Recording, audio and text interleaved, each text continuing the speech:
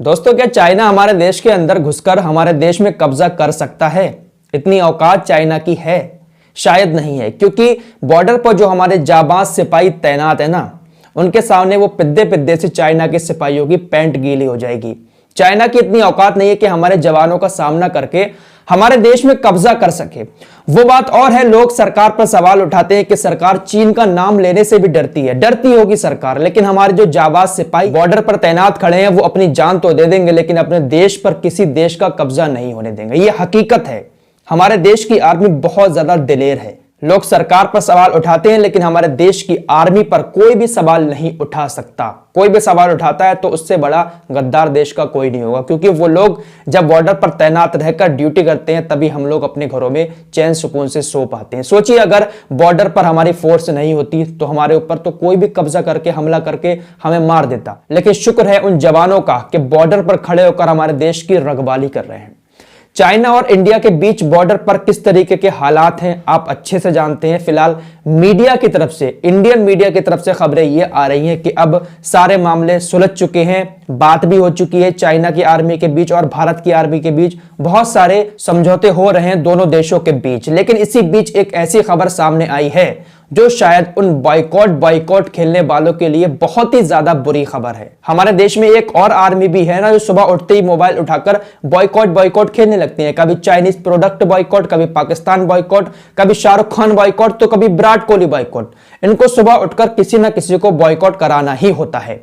ऐसे ही हमारे देश के अंदर अब एक दौर चला था, जब चाइना ने हमारे देश के जवानों को शहीद किया था तो हमारे मोदी जी ने आनन फानन में चाइना को तगड़ा झटका दिया था। टिकटॉक बैन कर दिया, एप्लीकेशनों को बैन कर दिया और कह दिया कि अब आत्मनिर्भर भारत बनेगा, चाइनीज प्रोडक्ट पर कोई भी डिपेंड नहीं रहेगा। हमारे देश की एक जो दूसरी आर्मी है उसने चाइनीज प्रोडक्ट का बॉयकॉट करना शुरू कर दिया। घर में रखे हुए टीवी को बाहर निकालकर फोड़ना शुरू कर दिया, क्योंकि उन बेचारों की क्या गलती है। व्हाट्सएप यूनिवर्सिटी से उस आर्मी के पास जो मैसेज आते हैं देशभक्ति के नाम पर बॉयकॉट खेलने वाले, वो उसी में लग जाते हैं। और इन्हीं बॉयकॉट खेलने वालों ने अपने घर की टीवी को निकालकर फोड़ना शुरू कर दिया।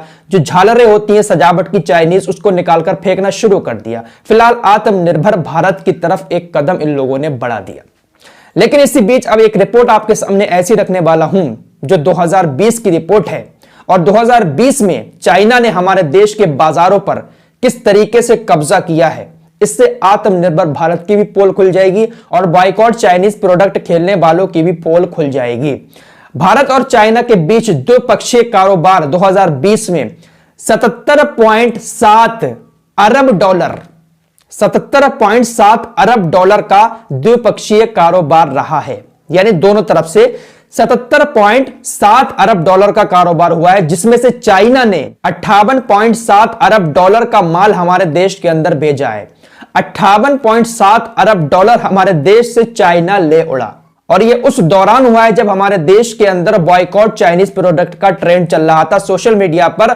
उस बीच चाइना ने 58.7 अरब डॉलर का माल भारत के अंदर भेजा है। इस बात से आप अंदाजा लगा सकते हैं कि व्हाट्सएप यूनिवर्सिटी के मैसेज आप लोगों को राष्ट्रवाद सिखा सकते हैं बॉयकॉट चाइनीज प्रोडक्ट के नाम पर। लेकिन दूसरी तरफ एक सच्चाई यह भी है कि चाइनीज प्रोडक्ट के बिना हमारे देश का बाजार अधूरा है, क्योंकि भाई गरीबी इतनी ज्यादा बढ़ी हुई है हमारे देश के अंदर, महंगाई इतनी ज्यादा बढ़ी हुई है, तो लोग जो है चाइना का सस्ता माल ही खरीदते हैं। तो सस्ते माल की वजह से चाइना हमारे देश के अंदर राज कर रहा है। 58.7 अरब डॉलर का व्यापार चाइना ने किया है। इसके अलावा हमारे देश ने भी 2019 के मुकाबले 2020 में ज्यादा माल चाइना को दिया है। 2019 में 11 अरब डॉलर का व्यापार किया था, भारत ने निर्यात किया था, यानी कि बाहर भेजा था चाइना को अपना माल। लेकिन इस 2020 में 19 अरब डॉलर का माल चाइना को दिया है भारत ने। तो फिलहाल भारत का व्यापार भी इधर बड़ा है, लेकिन चाइना एक बार फिर से हमारे देश में व्यापार करने में कामयाब हो चुका है। इसके अलावा आपको एक चीज और बता दें कि पिछले साल ही आईपीएल ने टाइटल स्पॉन्सर चाइना की वीवो कंपनी को हटा दिया था, लेकिन एक बार फिर से वीवो कंपनी हमारे देश में आ चुकी है और 2021 का आईपीएल भी वीवो की कंपनी ही कराएगी। टाइटल स्पॉन्सर वीवो ही रहेगा। तो भाई ये बॉयकॉट खेलने वाले सुबह उठकर सोशल मीडिया पर बॉयकॉट खेलने लगते हैं, लेकिन इनके बॉयकॉट करने से किसी के ऊपर घंटा फर्क नहीं पड़ने वाला है। ये बॉयकॉट वाली जो आर्मी है ये सिर्फ दिखावटी आर्मी है, लेकिन असली शेर जो है वो तैनात है चाइना पर। और अगर चाइना आज पीछे हट भी रहा है ना, तो उन्हीं शेरों की वजह से पीछे हट रहा है। ये बॉयकॉट करने से कुछ नहीं होगा। चाइना को असली औकात तो हमारे बॉर्डर के शेर ही बताएंगे। इस वीडियो को लाइक करें फौजी भाइयों के लिए और शेयर भी जरूर करें।